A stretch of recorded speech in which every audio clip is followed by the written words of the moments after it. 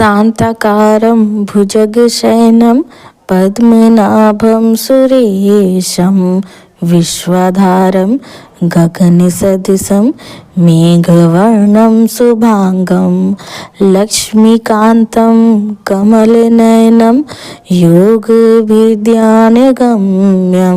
वन्दे विष्णु भवभयहरं सर्वलोकैकनाथम्। ओम नमो भगवते वासुदेवाय। राधे कृष्ण भक्तों, आज यानी 20 फरवरी 2024 को जया एकादशी का व्रत सभी वैष्णवजन एवं भक्तों का है।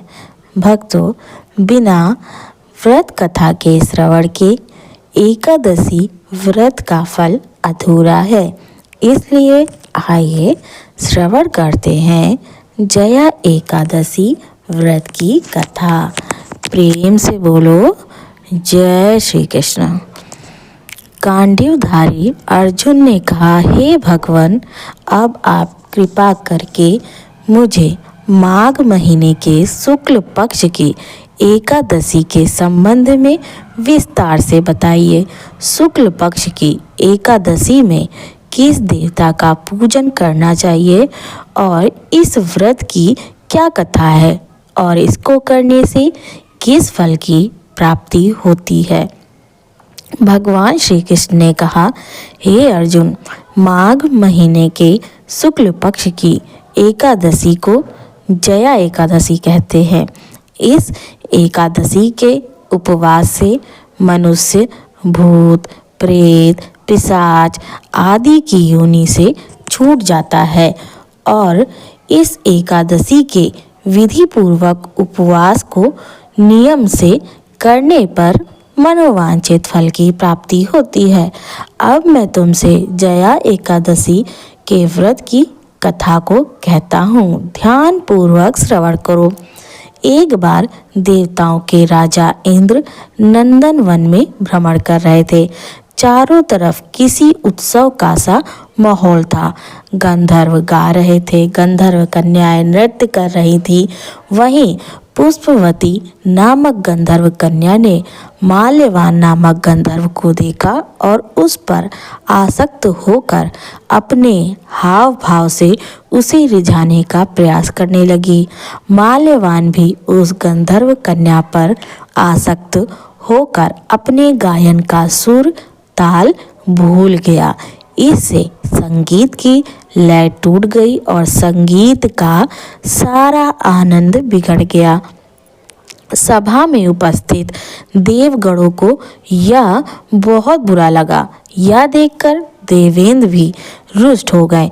संगीत एक पवित्र साधना है, इस साधना को भ्रष्ट करना पाप है। अतः क्रोधवश इंद्र ने पुष्पवती तथा माल्यवान गंधर्व को श्राप दे दिया। संगीत की साधना को अपवित्र करने वाले माल्यवान और पुष्पवती, तुमने देवी सरस्वती का घोर अपमान किया है, अतः तुम्हें मृत्यु लोक में जाना होगा। गुरुजनों की सभा में असंयम और लज्जाजनक प्रदर्शन करके तुमने गुरुजनों का भी अपमान किया है, इसलिए इंद्रलोक में तुम्हारा रहना अब वर्जित है। अब तुम अधम पिशाच असंयमी का सा जीवन बिताओगे। इंद्र के शाप सुनकर वे अत्यंत दुखी हुए और हिमालय पर्वत पर पिशाच योनि में दुख पूर्वक जीवन यापन करने लगे। उन्हें गंध रस स्पर्श आदि का तनिक भी बोध नहीं था। वहीं उन्हें असहनीय दुख सहने पड़ रहे थे। रात दिन में उन्हें एक क्षण के लिए भी नींद नहीं आती थी। उस स्थान का वातावरण अत्यंत शीतल था, जिसके कारण उन्हें हमेशा ठंड लगती थी। हाथ पैर सुन्न पड़ जाते थे, दांत बजने लगते थे। एक दिन उस पिशाच ने अपनी स्त्री से कहा, ना मालूम हमने पिछले जन्म में कौन से पाप किए हैं जिसके कारण हमें इतना दुखदायी या पिशाच योनि प्राप्त हुई है। पिशाच योनि से नरक के दुख सहना कहीं ज़्यादा उत्तम है। इसी प्रकार अनेक विचारों को कहते हुए अपने दिन व्यतीत करने लगे। भगवान की कृपा से एक बार माघ महीने के शुक्ल पक्ष की जया एकादशी के दिन इन दोनों ने कुछ भी भोजन नहीं किया और न ही कोई पाप कर्म किया। उस दिन मात्र फल फूल खाकर ही दिन व्यतीत किया और महान दुख के साथ पीपल के वृक्ष के नीचे विश्राम करने लगे। उस दिन सूर्य भगवान अस्ताचल को जा रहे थे। वह रात इन दोनों ने एक दूसरे से सटकर बड़ी कठिनता से काटी।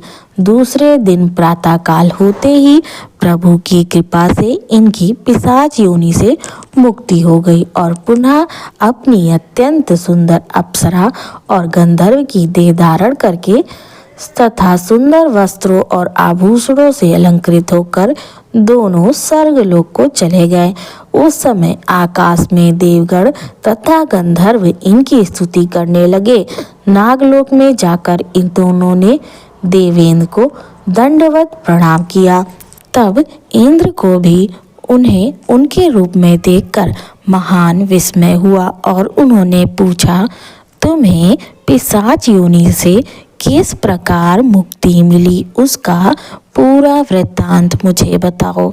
इंद्र की बात सुन माल्यवान ने कहा, हे देवताओं के राजा, श्री हरि की कृपा तथा जया एकादशी के व्रत के पुण्य से हमें पिशाच योनि से मुक्ति मिली है। इंद्र ने कहा, हे माल्यवान, एकादशी व्रत करने से तथा भगवान श्री हरि की कृपा से तुम लोग पिशाच योनि को छोड़कर पवित्र हो गए हो, इसलिए हम लोगों के लिए भी वंदनीय हो गए हो, क्योंकि शिव तथा विष्णु भक्त हम देवताओं के वंदना करने योग्य हैं। अतः आप दोनों धन्य हैं। अब आप प्रसन्नता पूर्वक देवलोक में निवास कर सकते हैं।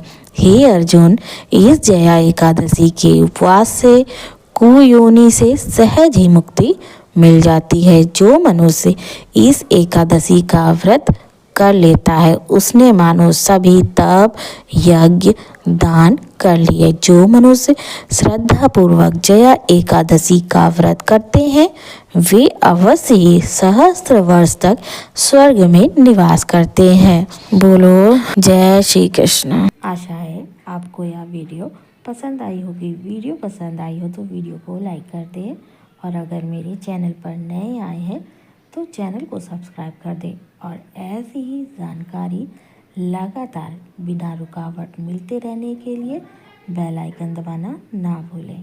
जय श्री कृष्ण।